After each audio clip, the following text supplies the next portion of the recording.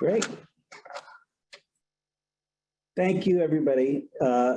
This will take about 10 minutes, and then I'll turn over the time to our guest, who I'm very pleased to have, Rob DeBuck, with us.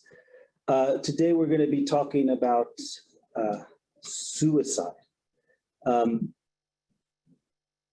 the most upbeat subject, but an important one. So what leads people to suicide, to make attempts on their own life? So mental illness, 95% of people who die from suicide have a diagnosable mental illness. And what always made me wonder was, what about those other 5%? I mean, who are those folks? And it's really these acute interpersonal, professional, legal problems that don't quite meet a diagnostic category for a mental illness. So a teen who breaks up with his girlfriend and then has an impulsive suicide attempt, things like that. Loss of sleep, a history of trauma or a recent trauma. So you don't quite meet a diagnostic criteria, and grief. And it's more all these things mixed in. And then there's an inciting event and people die. Okay. And I'm showing pictures of Van Gogh because he died from suicide. He shot himself in his abdomen, and it took him, I think, over a day or two to die. And he was resolute as he was dying. Okay, so we don't want to talk about it. When I say we, I mean providers even, and other family members. So if you suspect someone's suicidal, the default is kind of not to ask, because if we, according to this doctor, if we uncover serious suicidal ideation, we are potentially creating a mess for ourselves. So if you ask somebody, hey, are you feeling suicidal? And they say, yes, you can't just say, oh, that's nice, I'll see you later, like you would with any other answer. So either knowingly or unknowingly, we don't want to talk about it. We don't want to hear the answer. So just be aware of that. And it's very hard for even me, with people I know and people I love, to ask them. And it fortunately hasn't come up too often, but when it does, I have to make myself ask, where otherwise it would be very easy. Okay, and then there's fears from the person who's feeling suicidal. They often, besides being depressed and anxious and feeling terrible, they also are afraid to talk about being suicidal because they're afraid they're going to freak everybody out. If they tell somebody that the lights and sirens are going to go off, or they're going to be committed, and they don't want that. They don't want to be vulnerable or feel stigmatized for having these thoughts of suicide. Also, there's legitimate fears of like, am I going to lose my job? Am I going to have trouble at work? Those are are usually out of proportion with reality, but people feel these things. So the people don't want to ask, and the people feeling suicidal don't want to talk about it either. And that's one of the reasons it's just not discussed that often. And this is just one model for what leads to suicidality and actual suicides. So it's an interpersonal model. And they say you have to have two things in order to have a suicide: a perceived burdensomeness.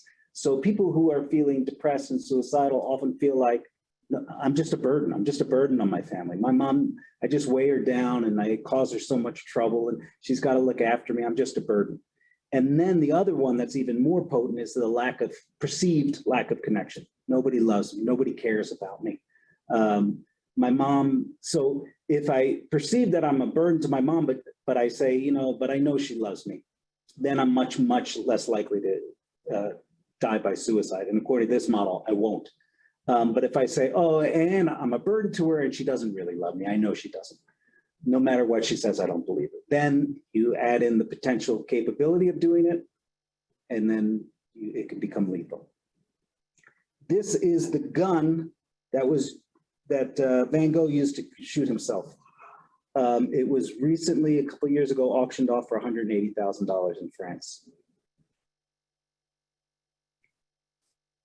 Okay, so patient-defined drivers of suicidality. What are the patients feeling before they make serious attempts on their life? And obviously psychological pain, anguish, misery, stress, feeling overwhelmed with pressures. The agitation, from what I've learned and read, is one of the key ones in actual attempts. So that anxiety, not sleeping, feeling ants in the pants in a really bad way, like just trapped, that leads people to an acute attempt. Hopelessness, everything is bleak, the future is bad, the past is bad, the present is bad, it's all bad. That's the triad of depression: future, past, and present. And then just self-contempt. I hate myself and I deserve to die. So this was reportedly by Van Gogh's brother, his last words. They were trying to convince him that, you know, it'll get better. And this is like the perfect encapsulation of hopelessness. He said the sadness will last forever, meaning that suicide was the only way out of this endless cycle of grief and sadness. So suicide is a solution. If you feel like the sadness is going to last your whole life, and that's one of the tricks of depression, it makes you think that it's always going to be that way. You lose that perspective when it gets really bad. Then suicide becomes a solution. And that's where it gets very dangerous, when you start thinking, this is a good way to solve this problem of existence. One of the good news is everybody feels ambivalence. And ambivalence is a very important concept. It means being of two minds. It means I want to live and I want to die. And people are this way when they're suicidal. They can't take it. Life is bleak. I just want to die. And they think, no, my dogs need me. So that's ambivalence. You want to and you don't want to. I want to eat the chocolate cake, but I don't want to get fat. That's ambivalence. And so the reason I had the Golden Gate Bridge is a very popular place to commit suicide. And it actually causes suicides. Like if it disappeared, the Golden Gate Bridge suicide rate would go down. Of the few people that have survived the jump, they asked them, what were you thinking on the way down? And they said, I made a mistake. That's what they're thinking as they're plunging to their death. So people are ambivalent right to the moment that they pull the trigger or jump off a bridge. And ambivalence is so important because that's how people change. That's your road in. Okay. On the other hand, if you are trying to get somebody to talk about suicide, they're going to, especially if you're in the capacity of a police officer or a therapist, if they've crossed a certain line, like at first, if they're very ambivalent and they're scared of these thoughts and they don't want to die, you can make a big impact. So the sooner you know, the better. And farther along they go to being decided, like, this is my only way out, at some point you become an obstacle, you become a threat. Police come to the door and you say, in your mind, this person's going to thwart my plan. I'm going to be in misery forever. They're going to put me in the hospital. It's going to be terrible. I'm going to have to live this way for another few months. So you're an enemy to their plan. What's so devastating about that is they'll lie to you. So they'll say, oh, no, I'm fine. I'm not going to kill myself, because they know that's the way to. So someone who's truly, truly suicidal to the point that they want to die is going to lie to you. And so what you have to do is look at all the collateral information. If they say, oh, I'm fine, well, why are you out there? Somebody called. Talk to that person. Look at whatever records you have. It's best to go with the collateral information at that point is much, much more potent, and legally speaking is more potent if the person does kill themselves. And that's what happened at UNM many, many years ago. A wife brought in her husband to the hospital. Husband said, I'm fine, I don't know what's going on. They discharged him and no one called the wife.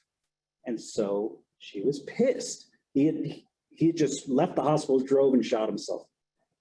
And she sued the hospital and they changed all the ways they look at suicide assessments. So now they have to contact the collateral information, which I think is essential.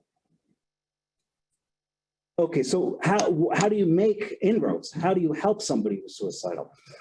The way to do that is to not argue with them, it's to align with them. So if someone's ambivalent, that means they want to die and they don't want to die. So the question I always ask is, hey, you're still alive, what's keeping you going? That way they're arguing about what's keeping them going. They'll say, well, I do have that dog and I don't know what's going to happen to him. And then you say, oh yeah, that's right, I bet that dog loves you. That must be really scary to think about leaving the dog. Yeah, I guess I would never do that. So and if you do say, what's keeping you going? And they say, well, really nothing. I just need to buy a gun. That's a big problem. Like the only thing keeping them going is they don't have the means yet. That's a problem. Because if you do the opposite and say, hey, you have so much to live for. You know, I know your dog loves you and things are bad now, but they'll get better. People love you. And then they'll take the opposite side. Oh, no, people don't love me. My mom hates me.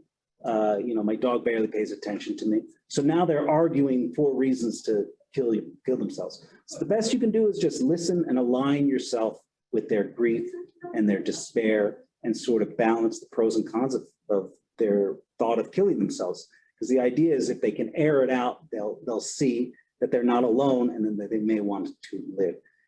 And so, and never offer easy solutions. Oh, this is going to be fine. Don't worry about it. The only time to make a quick intervention would be if someone is acutely suicidal, you got to get them to the hospital.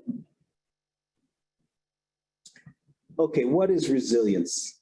So resilience is the ability to bounce back.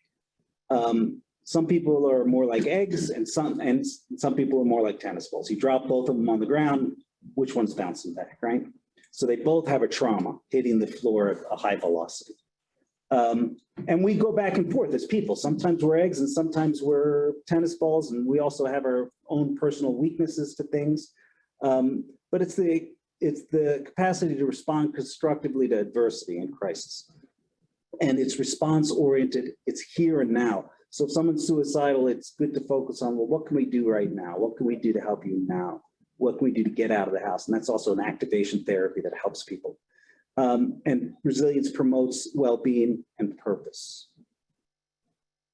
And that's it. Thank you.